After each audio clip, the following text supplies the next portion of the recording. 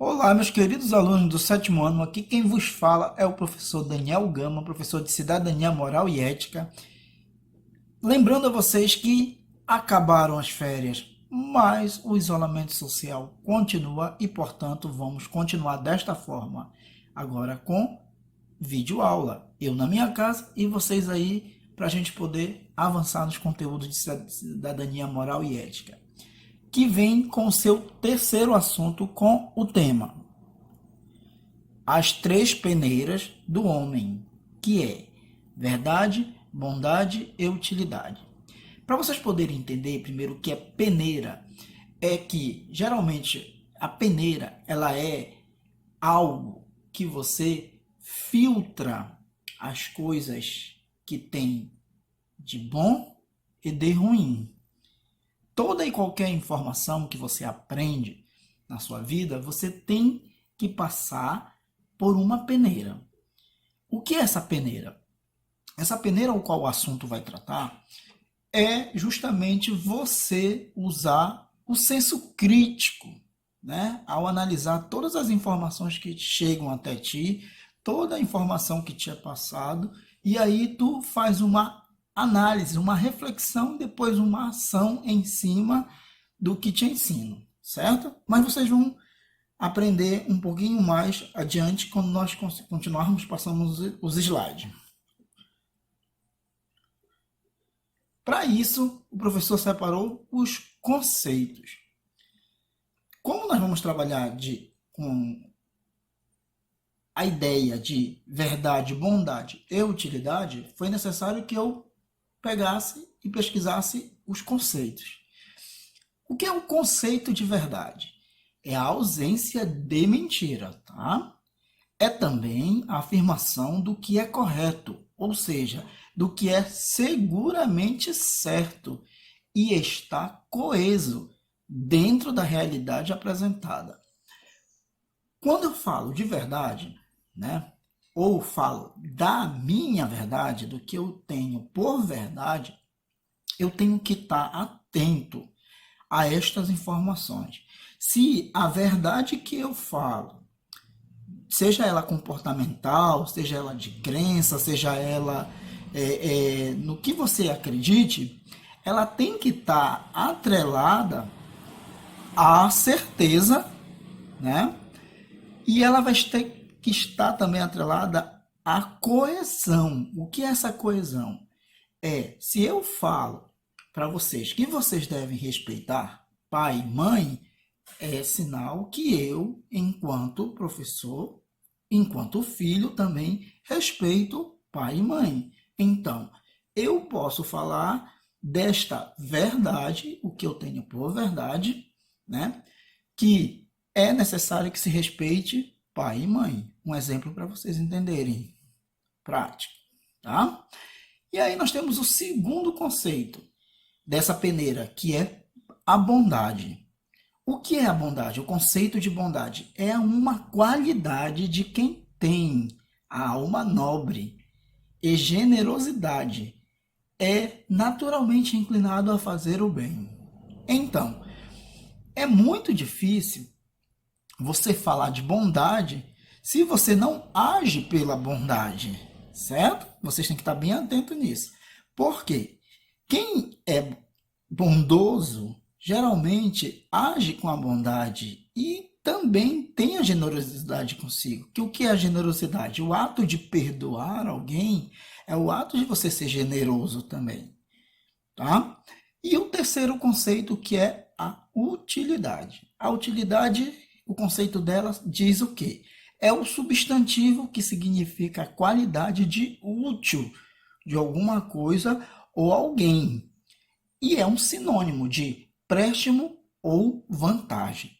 Ou seja, a partir do momento que eu recebo uma informação, eu processo ela e vejo se aquilo me é útil. Um exemplo, se alguém me faz um mal, um coleguinha meu na sala de aula me faz um mal, eu tenho que pensar se é útil eu devolver para ele ou eu passar uma outra ideia para ele, né? Outros valores, é o que a gente sempre trabalha aí dentro de sala de aula, na questão desses valores aí. Bom, meus queridos alunos, então, dentro das verdades, nós temos a verdade absoluta. Como é que a verdade absoluta se constrói? Ela se constrói ou dentro do seio familiar, ou então dentro das nossas crenças, ou seja, por meio das nossas religiões, ou então pelos nossos comportamentos dentro do seio familiar. Como que ela se dá? Ela se dá da seguinte forma: há um consenso universal que toda e qualquer sociedade em que as pessoas devem respeitar os mais velhos, devem ter respeito aos pais, por exemplo. Há um consenso universal com relação a isso. Há um consenso universal que para as pessoas viverem bem, elas precisam se respeitar, correto? Então, neste slide aqui, o Sócrates vai afirmar da seguinte forma para a gente aqui: existe uma verdade para ser dita, existe uma verdade absoluta que tem que ser afirmada, existe uma verdade universal que vale sobre todos e que impõe nossa consciência ao seu exame. Volto a lembrar daquilo, por exemplo, do respeito, né? É universal essa ideia, que se houver respeito, as sociedades se entendem. Então, na verdade absoluta, o próprio Sócrates, lá na sociedade clássica, onde ele viveu na Grécia, ele já deixou um escrito onde ele diz assim, ó: só sei que nada sei.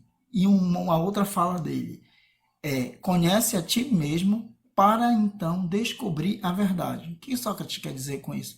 A partir do momento em que o homem se considera um ser que ele nada sabe que ele está em constante transformação, ele vai, com o passar do tempo, a partir da ignorância dele, não saber quem ele é próprio, ele vai descobrindo as verdades, ou a verdade, né? Ele vai estar na eterna busca do que ele acredita ter por verdade.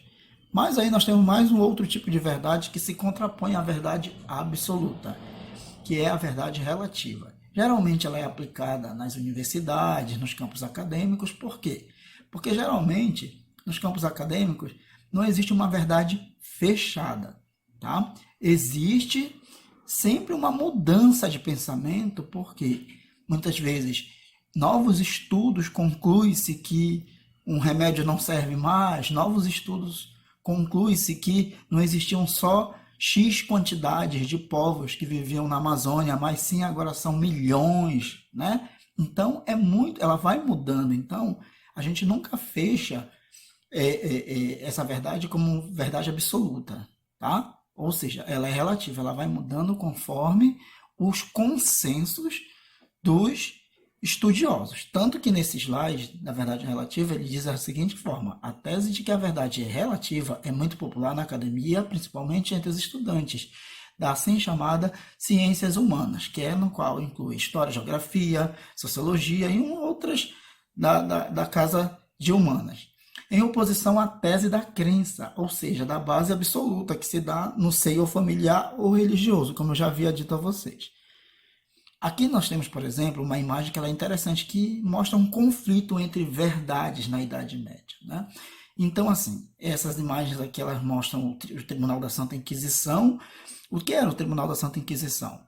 Foi um tribunal criado geralmente para as pessoas que eram tidas como hereges, né? Pessoas que eram contra o que a Igreja Católica pregava. Então, como a Igreja Católica naquele tempo queria e pregava uma verdade absoluta, então quem de alguma forma fosse de contra o que ela pregava era considerado herege e por isso tinha que ser julgado pelos seus crimes, né? Segundo a Igreja Católica colocava.